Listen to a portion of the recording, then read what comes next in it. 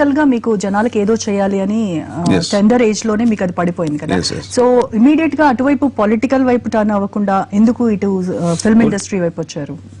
లేదు అంటే పొలిటికల్ గా కన్నా నా మీద ఎక్కువ సినిమాదే ఎక్కువ పడింది స్టార్టింగ్ లో. ఎన్టీ రామారావు గారు అంటే I love him, I adore him.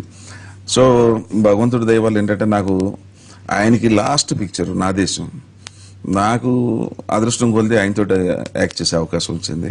So అప్పుడు టీడీపీలోకి ఎప్పుడైనా TDP I was a great fan of TDP. But actual గా నో బడీ బిలీవ్ దట్ ఈఎస్ ఎన్టీ రామారావు నన్ను ఇన్వైట్ చేశారు.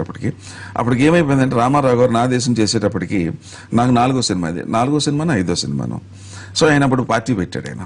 So he's to give only half call sheet, పొద్దు నుంచి మధ్యాహ్నం దాకా ఇచ్చేవాడు. Because he was busy. Party పెట్టాడు ఆయన, మెంబర్స్ వచ్చేవాళ్ళు, తర్వాత మీటింగ్లు జరుగుతుంటది. నన్ను చూసి బాగా ఇంప్రెస్ అయ్యాడు ఆయన.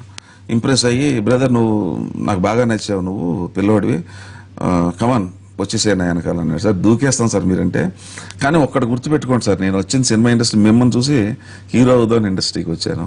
ఏదో ఇప్పుడు 3-4 సినిమాలు చేశాను, నా అదృష్టం కొద్ది మీరు దొరికారు, ఇవాళ మీతో యాక్ట్ చేశాను. ఒక 100 సినిమాలు అవనే ఉంది సార్, 50 సినిమాలు. ఎందుకంటే అదృష్టం నాకు ఇంకా తగ్గలేదు. అది అయిన తర్వాత వస్తాను సార్ పార్టీలోకి అన్నాను.